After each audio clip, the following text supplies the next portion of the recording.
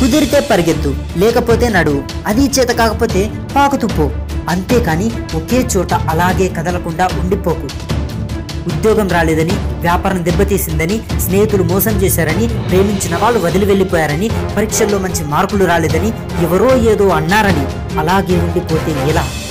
దేహానికి తప్ప దాహానికి పనికిరాని ఆ సముద్రపు కెరటాలే ఎగిసి ఎగిసి పడుతుంటే తలుచుకుంటే నీ తలరాత ఇంతే అన్నవాళ్ళు కూడా నీ ముందు తలదించుకునేలా చేయగలిగే సత్తా నీది.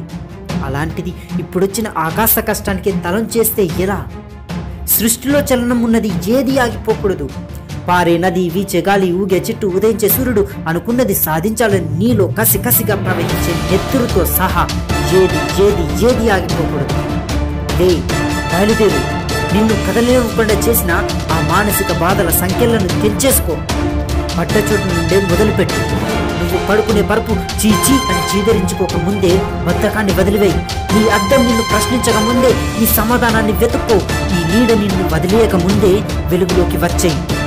మళ్ళీ చెప్తున్నా, కన్నీటిని కారిస్తే కాదు, చెమట చుక్కలను చిందిస్తే గాని చరిత్రను సృష్టించగలవని తెలుసుకో. చదివితే ఇవి పదాలు మాత్రమే, వింటే ఇవి మాటలు మాత్రమే, ఆచరిస్తే ఇవే నీ అస్త్రాలు. ఇట్లు శ్రీశ్రీ. ఈ వీడియో కనుక మీకు నచ్చినట్లయితే లైక్ చేయండి, కామెంట్ చేయండి అండ్ షేర్ చేయండి. మన ఇంపాక్ట్ ఛానల్ని సబ్స్క్రైబ్ చేసుకోవడం మర్చిపోకండి. Thank you very much. Yours Ram Tinky Rajababu రారా.